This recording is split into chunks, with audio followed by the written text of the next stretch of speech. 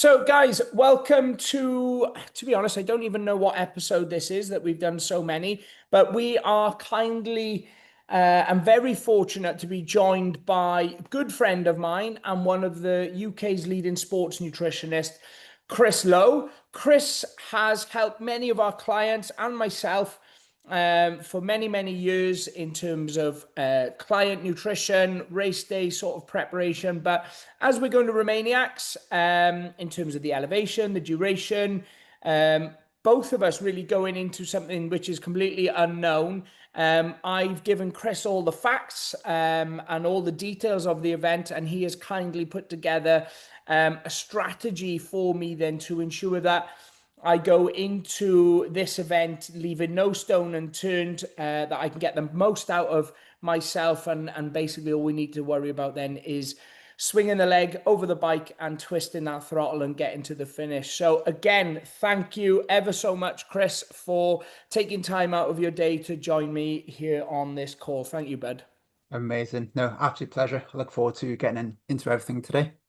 And Chris, just quickly that for the guys and girls that are watching this video on record or catching up, what is your Instagram, just for them to give you a follow and to reach out if they're struggling with anything? Best place to find me is Instagram at Chris Lowe Nutrition. One word, easiest one to follow, or just search the athlete nutrition coach and that should pop up there. Perfect. Okay, Chris. So I believe we're going to start off with talking about pre-race nutrition. And this is something that, a lot of guys don't get right, especially when you see people in the burger van around half an hour before going to an event at British time cards and Welsh Enduro Championships. So yeah, let's get into it. Let's talk about the pre-race sort of strategy that you've got built for me. Yes, perfect. So if we look at the aims and objectives of nutrition for race day itself, it is basically to be able you to start in a strong position, both physically and mentally, and then be able to maintain that at the end. So not just at the end of the day, but at the end of the week. So nutrition has a huge role, a pivotal role in terms of how well you perform physically and how well you're going to perform mentally. And if you get this wrong, what you'll typically see day one, you might start strong, but then fatigue will accumulate and then performance will decline. So basically how you feel on that kind of last couple of days or last couple of stages is going to be dictated by how well you feel at the start of the week and then leading into it. So really, really important. So I always say, if you know you're fit enough, but you're struggling with your performance, is your nutrition. Okay. Like 9 times out of 10. Okay. So let's look at pre-race. So I think we are perhaps aware of concepts of like carbohydrate loading, whether it's from like different sports and things like this. So the idea of a carbohydrate load, just one day, is to ensure that your tanks are nice and topped up on race day morning. So you're going to put fuel in the bike before you set off. We're going to do exactly the same thing with your body, okay? Now, we don't have to carb load for days in advance. Just one day carb load would be more than enough, where we increase the amount of carbohydrates you have in your diet. So these would be things like your breads, your pastas, your cereals, your rice, your potatoes, your fruit, dried fruit, things like this. So we're going to increase that significantly to ensure then the muscle and the liver is nice and topped up of glycogen. Glycogen is essentially carbohydrate in its stored form. Now, your starting glycogen or starting carbohydrate status is going to dictate how well you're going to perform throughout the course of that day. So really important how we start nice and topped up. Now, for those who track their food and want to have some numbers with this, is going to be your body weight in kilos times 6 to 8. That's how many carbohydrates we're going to look to put in. So you might be looking somewhere in the range of 600 grams of carbohydrates, maybe more if you're a bigger athlete. So it's going to be a significant amount of food. Many sort of riders, many athletes may think, oh, let's carb load, let's get a little bit more spag bol in for evening meal. That's going to be great. But to get enough carbohydrates in every meal the day before is going to be bigger. So your breakfast is going to be a little bit bigger. So if you have porridge, a bit more porridge. If you have, I don't know, say rice or pasta for lunch, a little bit more rice and pasta. Same with your dinner, and then same with your snacks as well. Because what we Okay. typically see, if you're, say, day before, you're not going to be doing too much training, you might be walking around, getting everything sorted, getting your kids sorted, your calorie burning will be a little bit lower. But then when we increase our carbohydrate intake, there's going to be this mismatch, and that promotes then this carbohydrate or glycogen storage.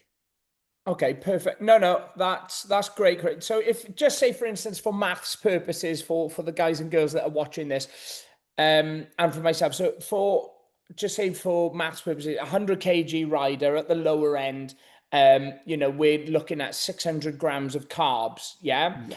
So say for someone, a rider now that, hasn't got the ability to track, or, that they like out in Romania and they don't have time to track or what have you, what does that 600 grams look down from a meal perspective, like meal by meal? So like breakfast, lunch, and supper, and obviously your snacks, but like how much oats, how much pasta, how much potatoes potentially if we were splitting them down like that over 3 meals, like maybe in cup Yeah. sizes or.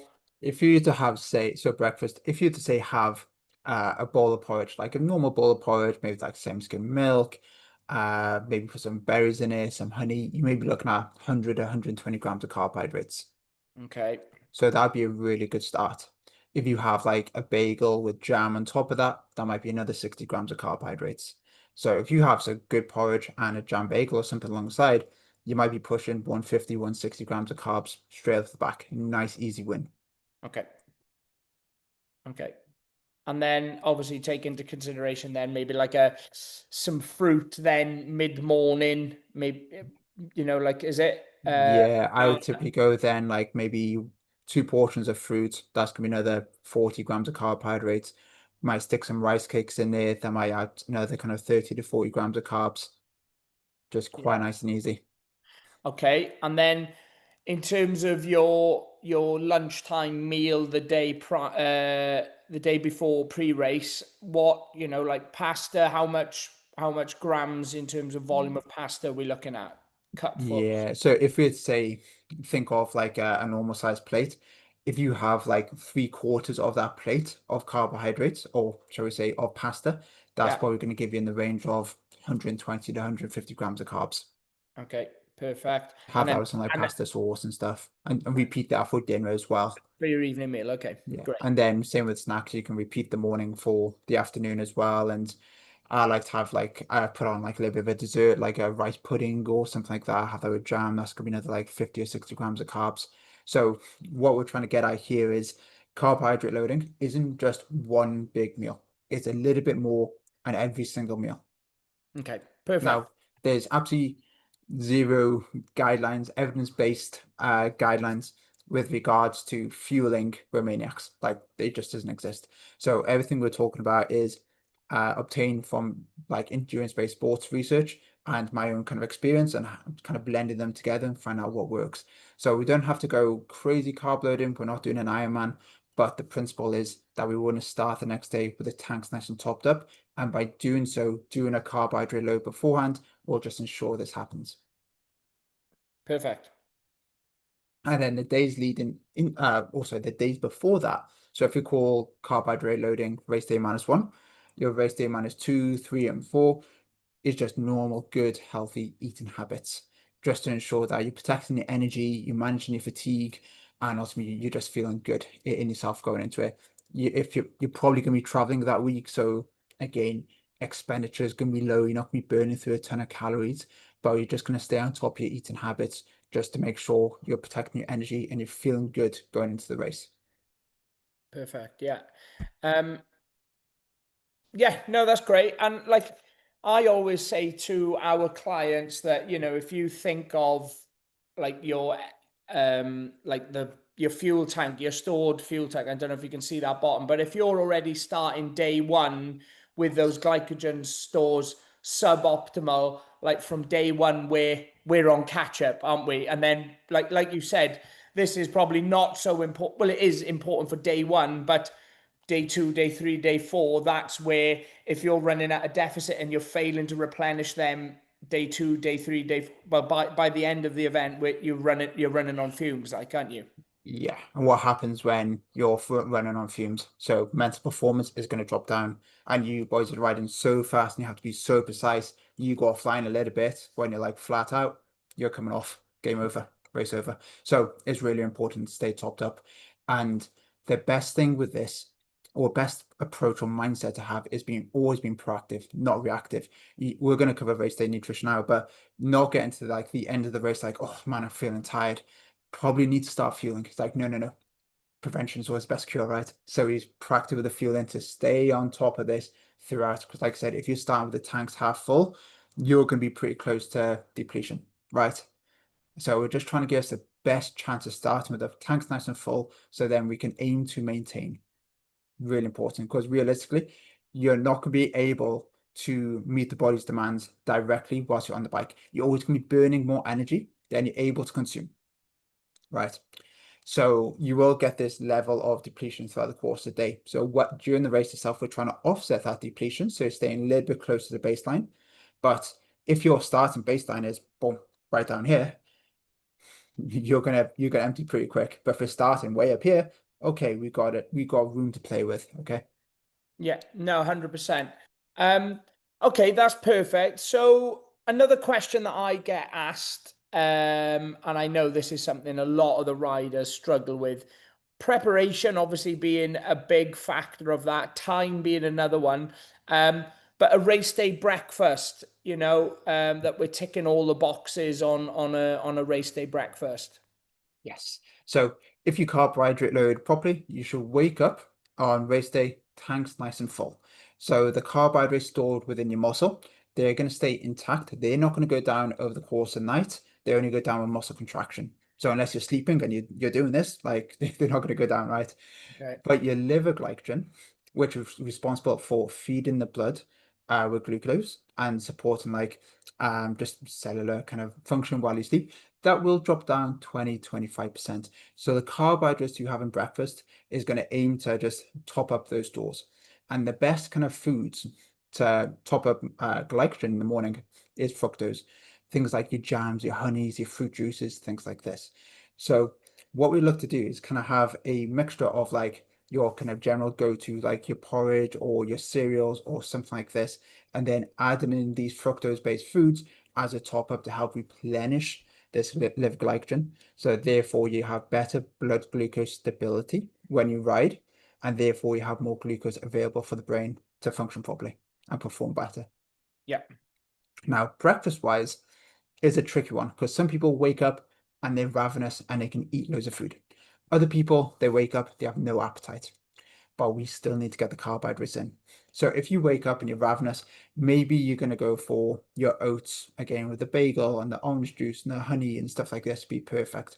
But if you wake up and you got no appetite, you just need easy carbs, you're going to go for like more sugary based cereal, like your Cocoa Pops, your Rice Krispies, things like this, because you can eat quite a lot of them, get a lot of carbs in, but because they're so low in fiber, they don't fill you up that much. Okay. So it's kind of two options. If you wake up in the morning and you're like, got a bit of an appetite here, I could probably eat, go for your porridge type stuff. If you don't, go for your easy to digest foods. And with this as well, we need to account for digestion and gut comfort. So if you go in and you're, I don't know, super fit, should we say, and you're kind of able to ride really hard, but at like lower heart rate zones, you could probably handle a little bit more fiber in your breakfast because it's not going to affect your gut as much. But if you're straight off the back and you're absolutely flat out, you're zone 4, zone 5 straight away, and you're trying to hold that whole throughout the day because perhaps fitness isn't quite where it needs to be, maybe you don't want to go for high fiber foods because that's more likely going to give you gut issues. Okay. So a couple of things to take into account there. And what we typically see with like multi-stage racing is that appetite will tail off towards the end of the week. So maybe that's when you do transition more onto the sugary kind of cereal, your Coke Pops, things like this, lower fiber, easier to get in. Yeah. So ultimately, as long as we get the carbohydrates in, and you get the fuel in, it doesn't matter too much how it looks. Okay. So for the guys and girls watching this, at the start of the week when we maybe put together maybe a preferred foods list, like this is going to give you your best option on day one, possibly day two, and then maybe an alternative option then if we do struggle with that digestion, and maybe suppressed appetite a little bit, then we have an alternative, and then obviously they can pick and choose then as the days go by, isn't it? Yes, for sure.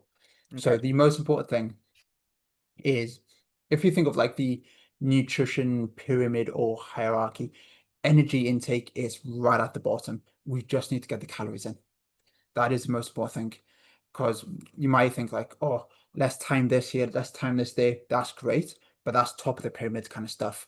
If you're focusing on that stuff without getting enough energy in over the course of the day, that is the quickest way to deplete energy stores and ultimately destroy your energy levels. Yeah. Okay. So energy is the most important thing. Okay. Perfect. Do you want to add anything else to breakfast, or have you covered everything on that? So in terms of general amounts, we'll typically kind of suggest the amount is based on also digestion time. So if you're waking up and you've literally got like an hour to get on the bike before you're racing, you're not going to have too much carbohydrate there. You can have roughly 1 gram of carbohydrates per kilo that you weigh. So if you weigh 80 kilos, 80 grams of carbohydrates. So that's basically like a bowl of cereal, maybe like a banana, and off you go. Where if you got 2 hours, then you can bump it up to 2 grams per kilo. So you can handle more carbohydrates because you've got a greater amount of time to digest that. Yeah. What you don't particularly want to do is smash loads of food in and then jump on a bike straight away, because that's all going to be sitting really heavily in your stomach. And if we think biologically, if you've got loads of food sitting in your gut, it's not in the muscles where it needs to be. Yeah. And it probably won't reach there to like hours into the race, which can be cool. But ideally, we want to kind of factor that kind of digestion time in. So you got better gut comfort and then you can perform better. Okay, perfect. Well, for me, because this is into the unknown, I know there's early starts, like we'd be up maybe like 4:30, 5 in the morning. But and then maybe like an hour to 2 hours by the time that we get to the paddock and get the bike out, etc. Maybe on the bike for like 7:30. But if I was to do like a typical Welsh Enduro Championship where I'd be up at 6 a.m., then you'd be driving maybe an hour and a half tops to the event. What I would do is, if I was, and I don't struggle with any sort of pre-race nerves or suppressed appetite, but I would have probably go to that 2, maybe 3 grams per kilo of carbohydrate. But what I do is I split it. So like, say for instance, and I don't know, maybe you could advise me better, but like I would have like oats, banana, and some honey with milk, and put that in the fridge overnight. And literally when I leave to jump in the van, half of that, and then in a Tupperware box, sort of after an hour and a half driving, I'll have the other half there. I don't know whether that's going to be possible out in Romania, because I don't know how far the accommodation is from the paddock. But would you advise doing something like that, or taking it all in at once? Like, Personal preference. It doesn't matter too much. okay, Because, say, for example, if you go for 2 gram per kilogram carbs, so let's say 200 grams of carbs, okay. yeah, If you have them all at once, it's going to take those few hours to digest those carbs. Where if you have 100 grams when you wake up, you start digesting that, then you have the next 100 and you start digesting, it's probably going to end up in very similar kind of position in terms of the amount of food that's in your gut and the amount of carbohydrates that can get to the muscle in time. So it's largely going to be personal preference. If you do struggle with appetite and you do have the option to do that, then it might be wise to split your breakfast into two. But if you don't have the option, then you're just going to sit down and just kind of try and get through as much as you can. yeah. No, I just find when I'm at home that getting up at 6 and then maybe not starting the event until 9:30, 10, that that's the same as having, if you were getting up on a normal weekday, having breakfast at 8 and having lunch at 12, 12:30. Yeah, It's a yeah, yeah. it's a big window. Whereas I just find that it served me really well. It's not as I don't find it as heavy on the gut, but I just don't know Mm. whether that opportunity would be there out in Romania, because Yeah, it's something I've never done. But I will, I'll put it in the Tupperware box anyway, and if I can have it, then I'll have it, isn't it? But okay, perfect. perfect. Right, next question I've got for you, Chris. Obviously, you know, like a typical time card enduro where it's multi-lap, you know, very easy to stop for food and take on those calories and fluids, etc. However, this event, you know, I don't know, you know, how frequent the stops. I know there's servicing for like 15, 20 minutes, maybe once or twice a day, but you know, race day food, you know, give me, you know, some options for both on stuff that I need to carry on the bike, and then stuff that we're going to have at the check then when we meet the service crew. Perfect. So when it comes to race food, should we call it? So you've done your carb load, you've done your breakfast, you're going to be full to the brim when you jump on the bike. The aim is to try and offset depletion now, because as I mentioned, you're always going to be burning more energy and burning through more carbs than you're able to consume. The nutrient of focus, if you can probably guess, is going to be carbohydrates. So there's multiple ways we can get carbs in on the bike. Is largely going to be personal preference, okay, in terms of what works. So some people might like to have more semi-solid based food, like your bars, your Soreen, your energy bars, your cereal bars, maybe dried fruit, some rice cakes, things like this. Other people would like to go more kind of gels, chews, things like this. Other people like going carbohydrate powders. Ultimately, as long as we get the amount of carbohydrates in, it sits well in your gut, there is absolutely no difference in terms of how you're going to perform. So it's personal preference. So we need to take into account what you like consuming, because that's a really important thing, because you're gonna have to do this for 5 days. Like you gotta like the food, the products you're consuming. It's got to sit well in your gut. Really, really important. And then what's logistically feasible on the bike. Like if you're cracking on and you're trying to there unwrap like a bar while you're riding and stuff, like is that actually possible? So you need to take into those kind of considerations. So ideally, up until this point, you should have a good idea of what foods you like, what foods you don't like, what products you like, what you don't, and you should have a general kind of fueling strategy. I would aim for around 40, maybe to 50 grams of carbohydrates per hour whilst you're on the bike. So generally speaking, the longer the duration or the higher the intensity, the more carbohydrates you're going to need during. Now, as I mentioned, there's zero guidelines with carbohydrate fueling during, especially multi-day endurance-based stuff, enduro-based stuff. So I think starting off 40 to 50 grams an hour would be a reasonable kind of place, which may be 200 calories, maybe 250 if you have like foods with like added fats and protein and stuff in there. So maybe around 2 to 250 calories per hour would be a good starting point. Okay, yeah, just going back to that from previous experience, we did the British round in Scotland in March, I think it was, or April.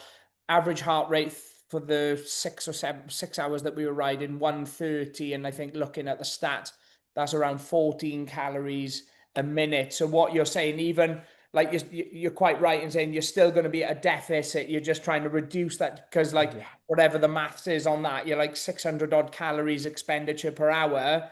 But by taking 250 on, we're Mm. eliminating, we're just reducing that to maybe 400. Is that what Yes, you, yeah. for sure. And what we need to appreciate as well is reason why I'm perhaps going a little bit lower with the recommendations during is because you, at the checkpoints with your feed zones, you can get something a little bit more substantial in that.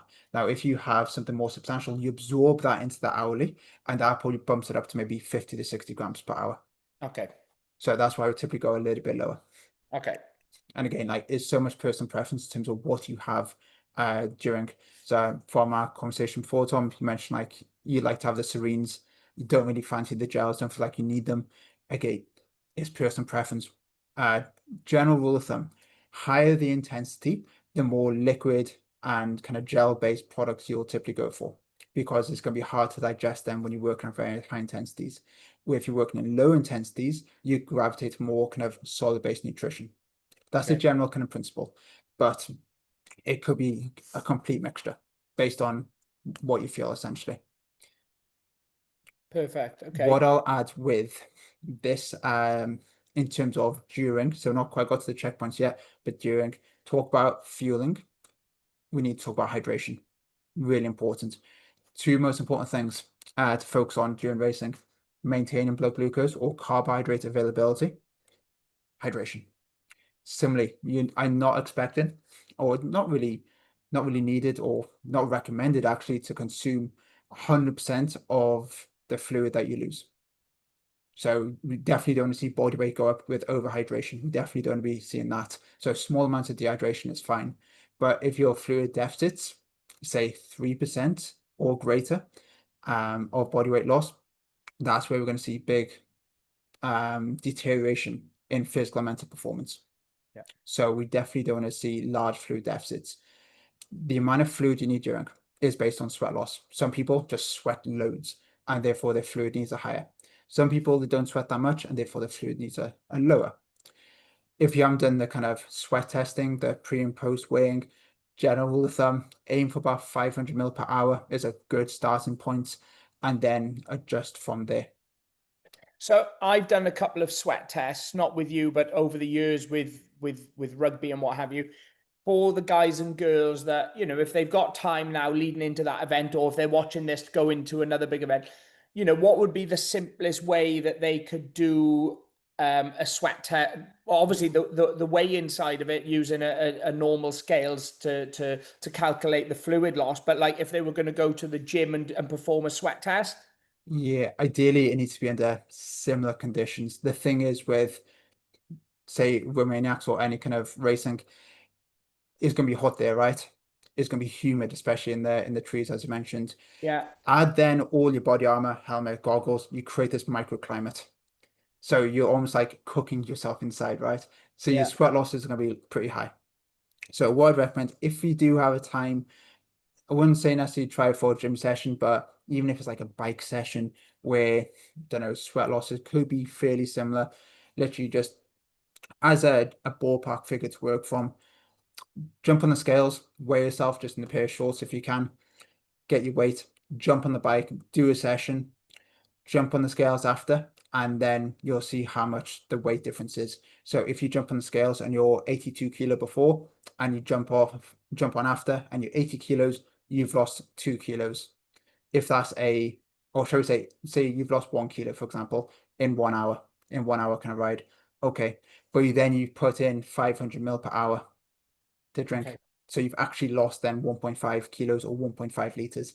Now you can take that as a ballpark to aim for. Now plug that into these kind of conditions over 6 hours, then you can start to see how much fluid you may need.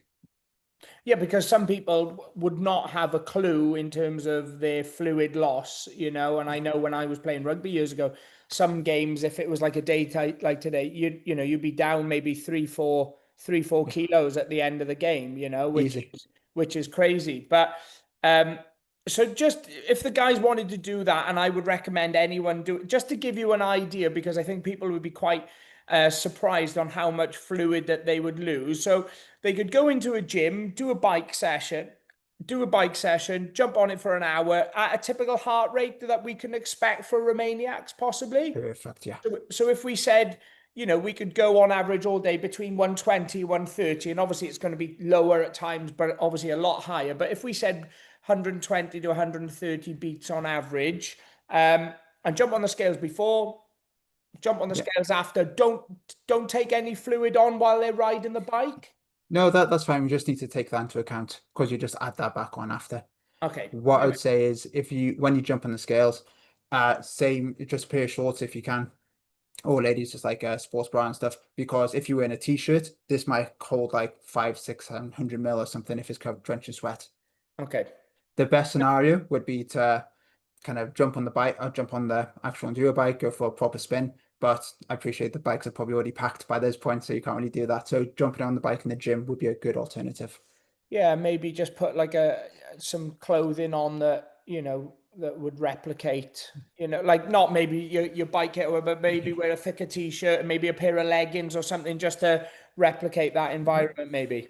I just had like a visual then of like some guys in the gym there with like full kit on, goggles, down in Taking tear offs. Um, okay, Science is happening. Science. yeah, proper science. No, 100%. And I think the guys, when they do that, will see, how much fun. Because I was speaking to one of the guys who was doing Romaniacs last year, and he was saying to me that on the end of day three, that he'd gone down this ravine, had a 3 litre water pack on, went through it all. But like you said, with the stress and everything, he got to the top and he was so dehydrated he was pressing the gear lever down, thinking it was the back brake. And literally, I'm not even making this up. He said this to me, and he was like, "Tom, I didn't know what fucking day, what day, where I was, what I was doing there, because he was so dehydrated." And that becomes a safety element then. And yeah, if we can just tick the boxes on this, is it going to make the difference between, is it going to like me being like someone like Billy Bolt? No, but it ensures that I'm putting my best foot forward in, to finish the race Yeah. safely, isn't it? For sure. And with this, with the fueling and the hydration, be as proactive as possible. Don't wait until you start to feel like you're deteriorating, to feel like, oh, I need to get some fluid on board, need to get some food on board. You're starting first 15, 20 minutes and you're drip feeding. So imagine that analogy, like you're hooked up to a drip and it's that constant kind of supply of like carbohydrates and fluid. That's what we're looking for, to always try and stay topped up. Because if you dig yourself into a hole and become overly depleted or dehydrated, this is where you're going to make a lot of mistakes. And it's going to be very hard to then get back up to baseline and replenish and rehydrate whilst you're still on the bike. So little and often is always going to be best to stay on top. No, 100%. And we've always used like a hydration chart. And I know there's different ways of testing your hydrate, but we've used a hydration chart for years, which just goes by the color of your urine. And if you're overhydrated, it would be a certain color. If you were, underhydrated, and then you can gauge it then, as opposed to getting into race morning and then your pee is like, like Fanta, and then Yeah. everyone's like taking on loads or way too much fluid, and then that has an adverse effect then where Yeah. actually you overhydrate, don't you? So Then you have to pee all the time. You're stopping for sure. Like the exactly. best way to measure this, it's basically looking at urine color, your morning body weight, and just measuring like your thirst, which is subjective. So if you are super thirsty, if your urine is yellow and your body weight is down each morning, there's going to be a deficit there, right? So Yeah. that's like three like red flags. Yeah. So something, if you have got scales and you can take them with you, just jump on the scales and see if you're holding your weight throughout the week, amazing. If it's starting to go down, it's like, right, you become depleted, you're under eating, you're under fueling, you're dehydrated. So could do that just to stay on top, just more of a pulse check, just like, okay, I'm within like half a kilo or kilo or something like that. That'd be good. Would it be worth taking a set of scales? If you can do it, yeah, just keep a pulse check on it. Yeah. Like if you don't, then you're just kind of guessing. You might start at like 85 kilo, you might finish the week at 80 kilo, and like, oh, how did that happen? Where Yeah. if you're able just quick weigh in every day, that'd be great. Like say after day one, you're down 2 kilos. It's like, well, I haven't lost that in body fat. So I've got to be either depleted or dehydrated. Now that is a signal for you to increase fluid or increase carbohydrates or both to make Yeah. sure you get enough in. No, 100%. Okay, while we're on the subject of fluid and carbohydrates, a couple of the guys have asked me this in the group. The ready to drinks, just purely from a convenience. I know a lot of the guys are liking like Y Foods and the Huels and stuff like that. Obviously, really convenient. Um, do you have any sort of objections to a rider using that? If I know you said it, calories is the key, but like I'm thinking of taking, maybe 10, 12 of them just as a, like an emergency type of thing if I am struggling to eat. Yeah, like for the checkpoints especially, like if you're having like sugary stuff throughout the course of the day, you're going to develop what's called palate fatigue. You're going to be just sick of just consuming gels or bars all the time. You want something a little bit different for the palate. Because if you say like, no, no, no, I'm just gonna just have my sugary stuff all week, guaranteed by day 3, day 4, you just don't have it. And if you don't want to have it and you don't have it, then that's going to affect your fueling and your performance. So having a little bit of a difference there is going to be really important.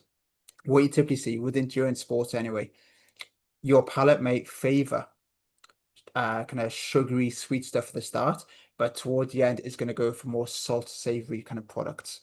So Okay. maybe factoring that kind of stuff in would be really helpful, especially for your evening meal, but maybe for the checkpoints as well, especially the checkpoints for the back end of the day. Having something kind of salt, savory, perhaps a little bit higher in fat would be absolutely fine. So like your uh, ready kind of made kind of meal replacements would be perfect for that. That'd be cool. Like a Huel. Yeah, like a Huel, yeah. Like you Yeah. don't have to have like a massive meal or anything, but having something maybe around that 500 calories that you, first of all, you like the taste of, you can digest it well, and you can jump back on the bike and carry on.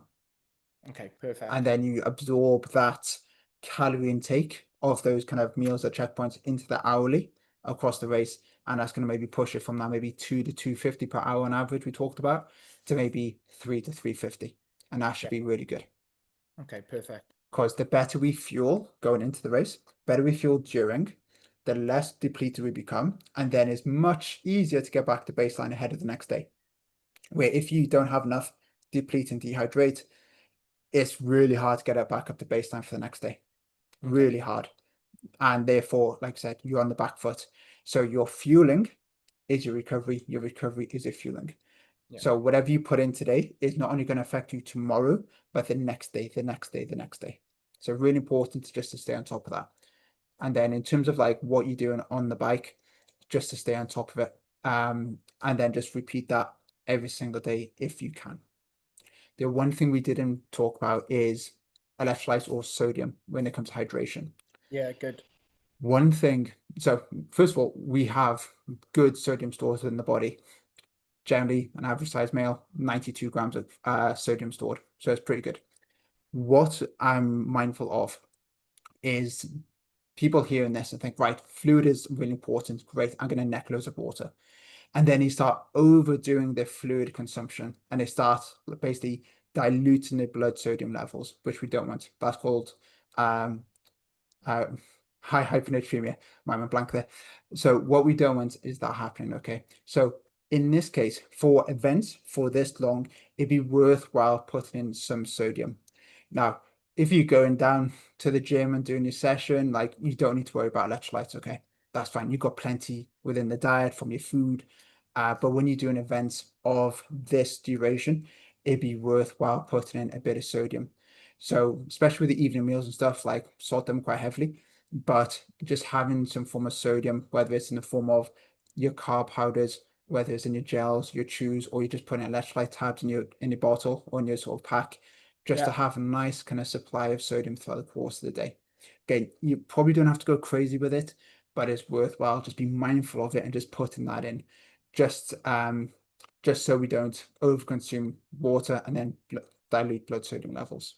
Okay, perfect. And if anyone's watching this and wants to get a good quality um, electrolyte, especially the Everescent tablets, we use Juve, who are also a Welsh company. And if you use MotoFit 10, you'll get 10% off the code there. So they do a load of different ranges. And they've always been, yeah, some with caffeine, some without. But what would be your thing on the caffeine, if there was any in the, what would be, obviously mental performance, obviously, but what would be Yeah, for sure. what would be the benefit of consuming caffeine throughout the day? So caffeine can improve like things like reaction time, your coordination, especially under fatigue. It improves your pain tolerance and it decreases your perceived exertion. So essentially, it's a nice performance enhancer, right? But if you have too much caffeine, then you can feel nervous, irritable, anxious, um, quite nauseous, so quite negative to performance. So what we need to appreciate is that caffeine stays in your system for about 4 to 6 hours. So that's a half-life. So if at breakfast you have a double espresso, say that's 200 milligrams, 5 hours later, you're still going to have 100 milligrams in your system. So Okay. I'd say load up on caffeine based on what you know is tolerable.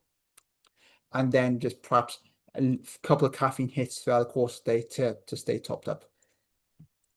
So if you know that going to have a big caffeine hit at breakfast, it's going to come down within 5 hours. Just a little bit of a hit, whether it's a caffeine gum or caffeine in like a gel or in an electrolyte tab. Perfect. Just to Okay. kind of stay topped up. What you need to then perhaps be mindful of is having caffeine too late in the afternoon and then it affecting your sleep. Because sleep is the most potent performance enhancing and regenerative tool we have available. Okay. So if you have a caffeine too close, then you're gonna have a poor night's sleep, or more likely to have a poor night's sleep. Then you Yeah. wake up the next day, you're tired, more of a reliance on caffeine, and then you just kind of get into that cycle, right?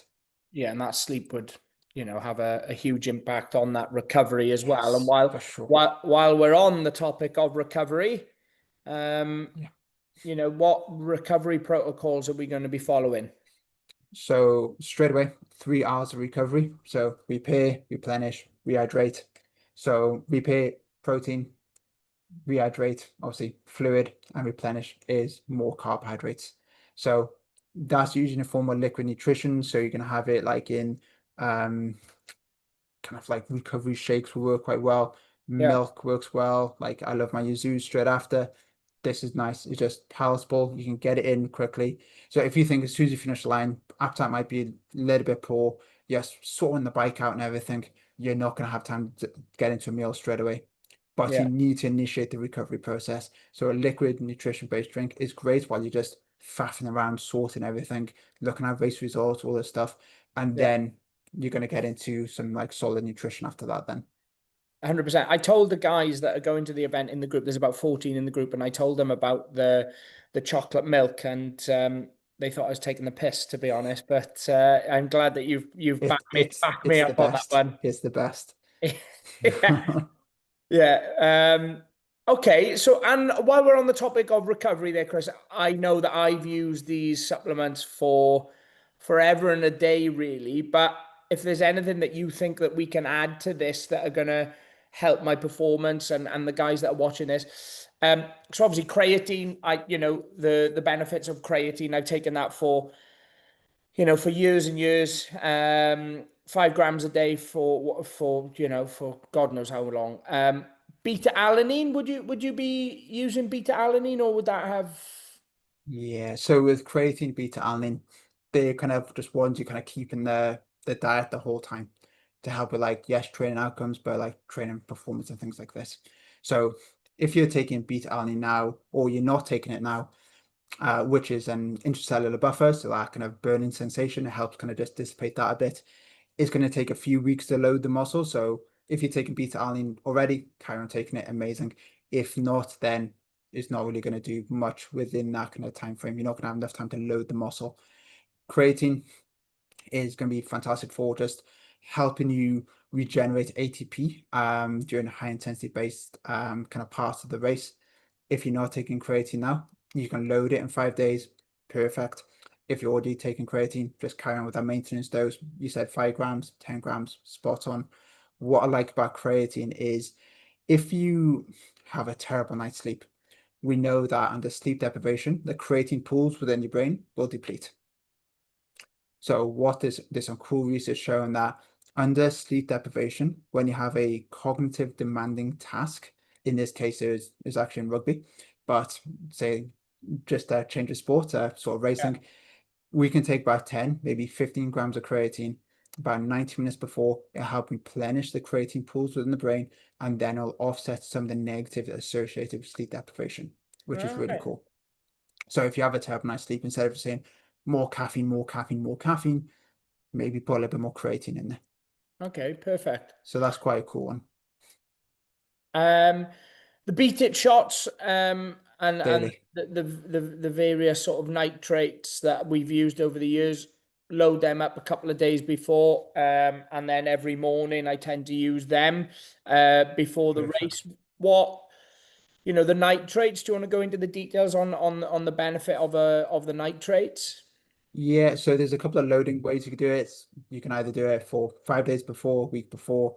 I like just do like a day before, two kind of beat it shots on race day -1, and then one before every race. basically, these beta shots, high in nitrates, they help dilate the blood vessels and then support oxygen delivery to the working muscles.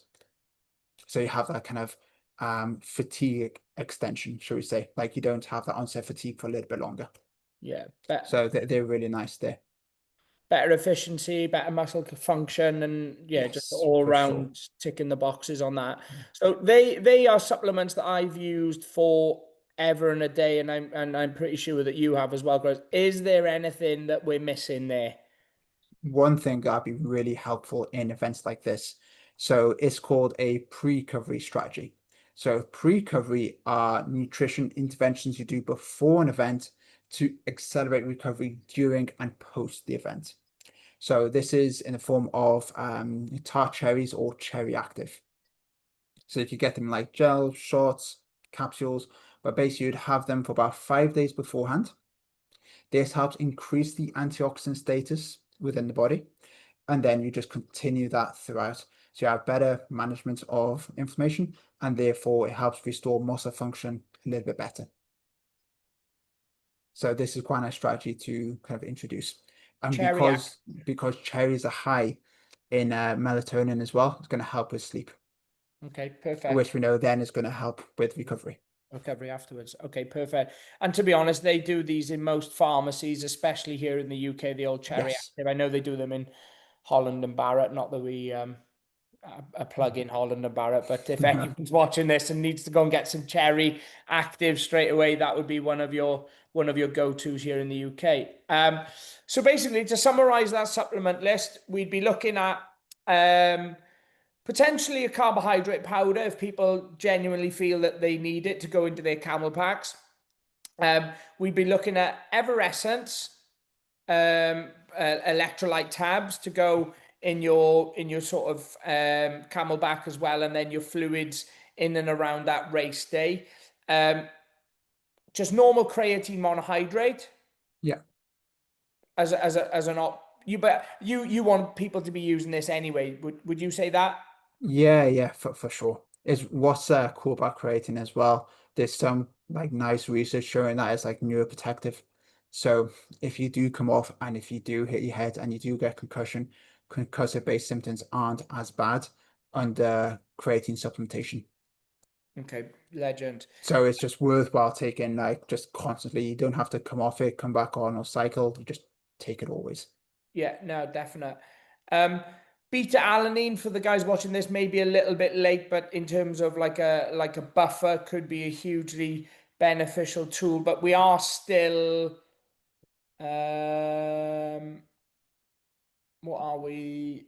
I'm flying Saturday, so we're still 10 days away from the event. Would the guys be able to load the beta alanine, or is that too short? You usually say about 28 days to see maximum effects.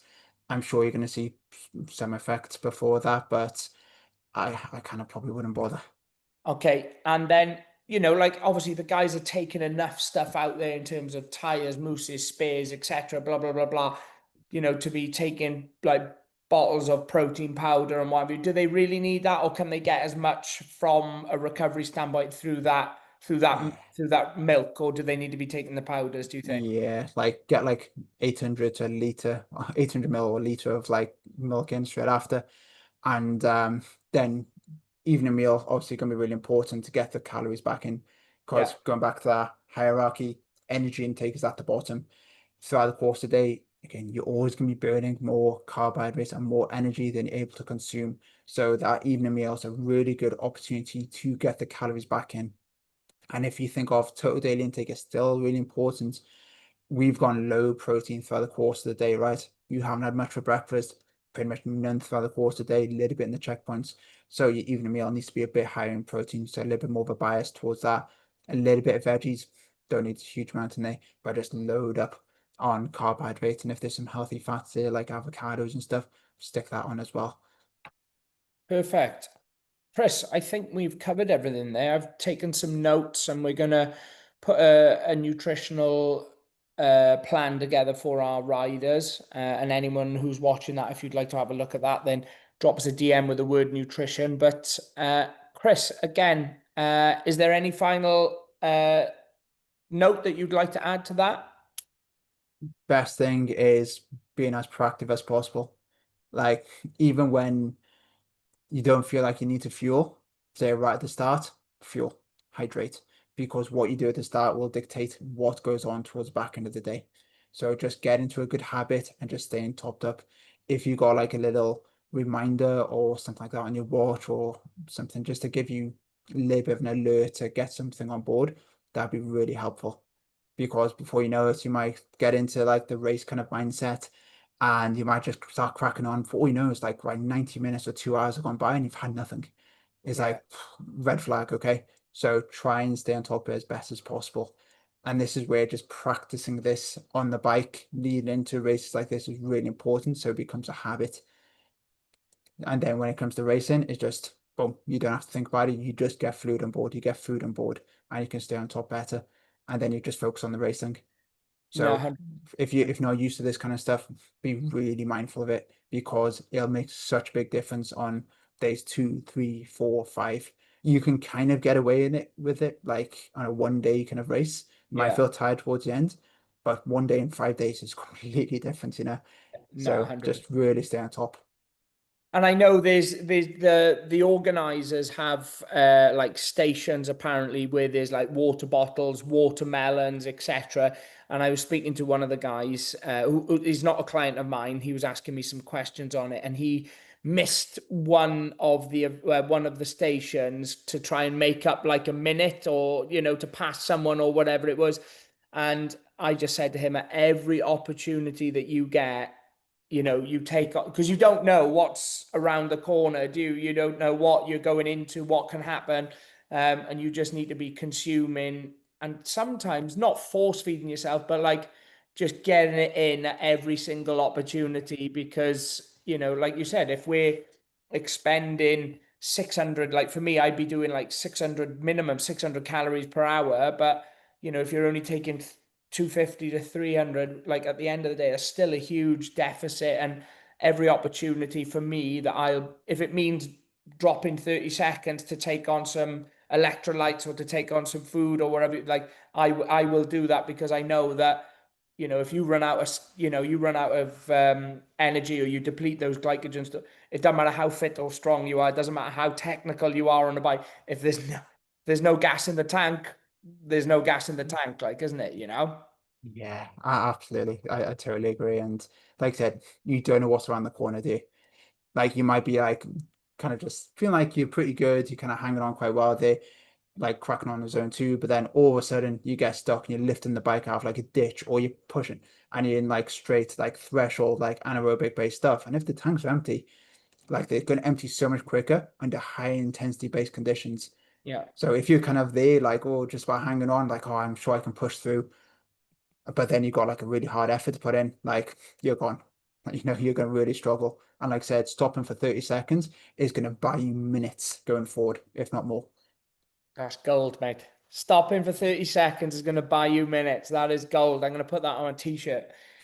Chris, thank you so much. It's a pleasure as always, mate. Always good to catch up. And I'm sure the guys will take a lot from this. We're going to put this into a sort of bite-sized PDF and break it all down for them. And it's been an absolute pleasure, mate. Thank you very much.